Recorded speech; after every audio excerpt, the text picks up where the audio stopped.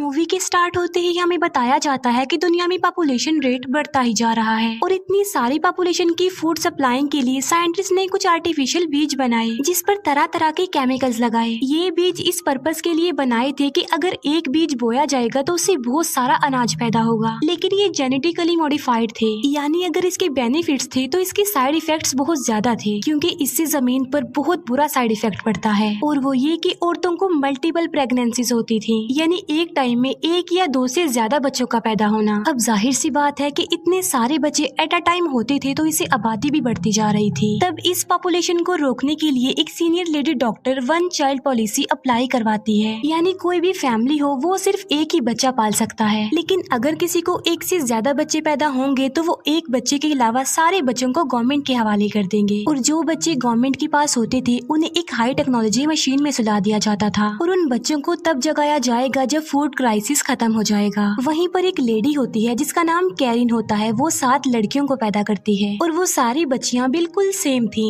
यानी शक्ल सूरत में वो बिल्कुल एक जैसे ही लगती थी कि उन्हें पहचानना काफी मुश्किल था। लेकिन उन बच्चों को पैदा करने के बाद कैरिन खुद मर जाती है, लेकिन उन बच्चियों के ग्रैंडफादर उन सारी बच्चियों को गवर्नमेंट के हवाले नहीं करना चाहते थे, इसीलिए उन बच्चियों के ग्रैंडफादर एक डॉक्टर की मदद से उन्हें अपने पास ही रख लेते हैं और उन्होंने अपनी ग्रैंड डॉटर्स के नाम डेज ऑफ वीक रखे, यानी किसी का नाम संडे रखा तो किसी का नाम मंडे रखा और इसी तरह बाकी डेज के नाम। उन सारी लड़कियों को सिर्फ एक एक दिन ही बाहर जाने की परमिशन थी, यानी जो बच्ची संडे है वो संडे के दिन ही बाहर जाएगी, जो मंडे है वो सिर्फ मंडे के दिन ही बाहर जाएगी और किसी दिन नहीं। वो ऐसा इसलिए करना चाहते थे ताकि गवर्नमेंट उन्हें ना पकड़ ले और सारी बच्चियां अपनी मदर का नेम यानी कैरिन रख के ही बाहर जाती थी ताकि वो अपनी लाइफ को अच्छे से स्पेंड कर सके और दुनिया में होने वाली नई नई एक्टिविटीज को भी सीखा जा सके। उन सभी बच्चियों के हाथों में इलेक्ट्रॉनिक डिवाइस लगाई गई थी ताकि एक बच्ची अपनी इंफॉर्मेशन अपनी बाकी सिस्टर्स के साथ भी शेयर कर सके। फिर एक दिन थर्सडे बाहर चुपके से स्केटिंग करने के लिए चली जाती है, जिससे उसकी एक फिंगर थोड़ी सी कट जाती है। ये देखकर उन बच्चियों के ग्रैंडफादर उन बाकी बच्चियों की भी थोड़ी थोड़ी फिंगर्स काट देते हैं ताकि उनके हाथ में सेम चोट हो और कोई भी उन्हें पहचान ना सके। वो इस बात का फायदा उठा रहे थे क्योंकि उनके फेस बहुत ज्यादा मैच होते थे। इसके बाद हमें 30 साल बाद का सीन दिखाया जाता है जहाँ पर उन लड़कियों के ग्रैंडफादर की डेथ हो गई थी,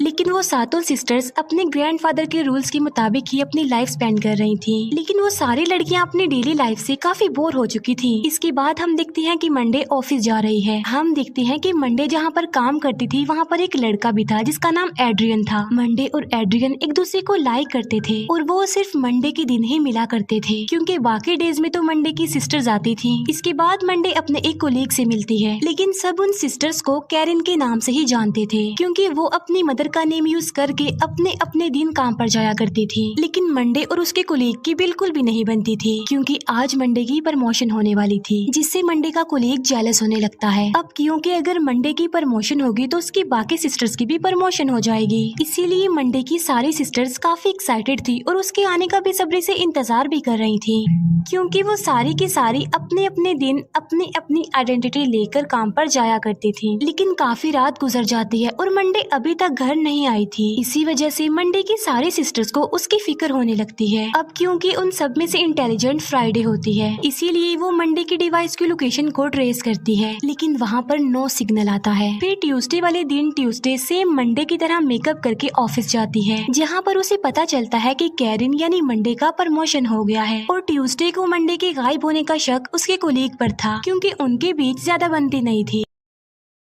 इसके बाद ट्यूसडे क्लब जाती है, जहाँ पर उसे पता चलता है कि मंडे से उसके कोलीग ने कुछ बातें की थी और वो सारी बातें ट्यूसडे अपनी बाकी सिस्टर्स को बता रही होती है। और तभी सामने से कैब के 2 एजेंट्स आ जाते हैं और वो लोग ट्यूसडे को पकड़कर अपने साथ ले जाते हैं और वो लोग ट्यूसडे की वो इलेक्ट्रॉनिक डिवाइस भी ले लेते हैं और उसे डिस्ट्रॉय कर देते हैं, जिससे ट्यूसडे की सिस्टर्स को उसका नो सिग्नल मिलता है। इसके बाद ट्यूसडे को कैब ले जाया जाता है। वहाँ पर कैब की हेड लेडी डॉक्टर ट्यूसडे को बताती है कि मैं तुम्हारी सिस्टर्स वाली राज को जानती हूँ। फिर वो लेडी डॉक्टर उन सारी बहनों को मारने का ऑर्डर दे देती है। फिर वो लोग ट्यूसडे की आंख निकाल लेते हैं और उस आंख को वो लोग ट्यूसडे के घर पर लेकर जाते हैं। फिर ट्यूसडे की आंख को यूज करके वो डोर को ओपन कर लेते हैं। वहाँ पर उन सिस्टर्स और उन एजेंट्स के बीच काफी फाइट होती है। वो सिस्टर्स उन सारे एजेंट्स को मार डालती है, लेकिन इस फाइट के बीच संडे की भी मौत हो जाती है। जब उस लेडी डॉक्टर को ये बात पता चलती है कि उसके सारे एजेंट्स मारे गए हैं, तो एक एजेंट उस लेडी डॉक्टर को मशवरा देता है कि उन सारे सिस्टर्स को वांटेड लिस्ट में डाल देना चाहिए। लेकिन इस बात के लिए वो लेडी डॉक्टर साफ इनकार कर देती है, क्योंकि वो पार्लियामेंट की मेंबर थी और इसका साइड इफेक्ट उस पर भी पड़ सकता था। जब उन सिस्टर्स को ये बात पता चलती है कि वो आंख उनकी सिस्टर ट्यूसडे की है, तो वो काफी डर जाती हैं और वो काफी दुखी भी हो जाती हैं। अब उन सारे सिस्टर्स को अपने कोलीग पर शक था, इसीलिए वेडनेसडे बगैर खुद को चेंज किए अपने उस कोलीग के घर पर जाती है। वेडनेसडे जाकर उसे गन पॉइंट कर देती है, जिस पर वो सारी बात बता देता है। वो बताता है कि मंडे को प्रमोशन इसलिए मिली थी क्योंकि उसने बहुत सारा पैसा एज अ फंड उस लेडी डॉक्टर को दिया था। लेकिन तभी कोई उस मेल कोलीग को शूट कर देता है, जिससे उसकी वहीं पर ही मौत हो जाती है और वो गोली एक एजेंट ने मारी होती है और वो एजेंट अब घर में घुस जाता है, जहाँ पर वेडनेसडे बड़ी समझदारी का मुजाहिरा करते हुए उस एजेंट को मार डालती है। फिर वो उस एजेंट की गन लेकर बाकी सारे एजेंट्स को भी मार डालती है। इसके बाद वेडनेसडे वहाँ से भागने की कोशिश करती है, लेकिन सारे एजेंट्स उसके पीछे पड़ जाते हैं। लेकिन तभी मंडे का वो फ्रेंड एड्रियन कैरिन यानी मंडे से बात करने के लिए उनके घर पर जाता है। एड्रियन के साथ बात करने के दौरान सैटरडे को पता चल जाता है कि मेरी कोई बहन एड्रियन के साथ रिलेशनशिप में है। फिर इसके बाद वो लोग एक प्लान बनाते हैं, जहाँ पर फ्राइडे अपनी सिस्टर सैटरडे को एड्रियन के साथ जाने के लिए कहती है और साथ साथ उसकी इलेक्ट्रॉनिक डिवाइस में एक चिप भी लगा देती है ताकि कैब के कंप्यूटर्स को हैक किया जा सके। दूसरी तरफ वेडनेसडे भागते भागते एक टेरिस पर आ जाती है और जब वेडनेसडे एक बिल्डिंग से दूसरी बिल्डिंग पर जंप करने की कोशिश करती है, तब एक एजेंट उसे शूट कर देता है, जिससे वेडनेसडे मरती तो नहीं है लेकिन बच जाती है। और फिर वो एजेंट वेडनेसडे के सर पर शूट करता है और देखते ही देखते उन सारे सिस्टर्स की आंखों के सामने वेडनेसडे की मौत हो जाती है। फिर सैटरडे एड्रियन के साथ उसके घर पर जाती है और वो बिल्कुल ऐसे ही रिएक्ट करती है कि जैसे वो एड्रियन की फ्रेंड हो। लेकिन तभी सैटरडे अपनी डिवाइस पर लगी चिप की मदद से कैब के कंप्यूटर्स को हैक कर लेती है, जिससे वो कैब के कंप्यूटर्स का सारा डाटा अपनी सिस्टर्स को ट्रांसफर कर देती है। जहाँ पर डाटा चेक करते हुए उन्हें एक सेल में अपनी सिस्टर नजर आती है, जिसे वो लड़कियां अपनी सिस्टर मंडे समझ लेती हैं और काफी खुश हो जाती हैं। इसके बाद एड्रियन थोड़ी देर के लिए घर से बाहर जाता है। अब क्योंकि पीछे से सैटरडे घर में अकेली होती है, तो वहाँ पर बहुत सारे एजेंट्स आ जाते हैं और वो सैटरडे को उसकी बहनों के सामने बुरी तरह शूट करके मार डालते हैं। लेकिन तभी उन सिस्टर्स के घर पर भी कोई अटैक कर देता है, जहाँ पर थर्सडे और फ्राइडे घर से भागने की कोशिश करते हैं। जहाँ पर फ्राइडे कहती है कि हमें एक साथ भागना नहीं चाहिए। फिर फ्राइडे को एक आइडिया आता है, वो भागते भागते एक अपार्टमेंट में चली जाती है, जहाँ पर वो एक माइक्रोवेव का यूज करके अपनी सिस्टर को अपना आखिरी गुड बाय कहती है। वहाँ पर वो खतरनाक ब्लास्ट कर लेती है, जिससे उसकी मौत हो जाती है। उसके अलावा वहाँ पर जितने भी एजेंट्स होते हैं वो भी सारे मारे जाते हैं। यहाँ पर फ्राइडे ने खुद को सेक्रीफाइस करके अपनी सिस्टर थर्सडे की जान बचा ली।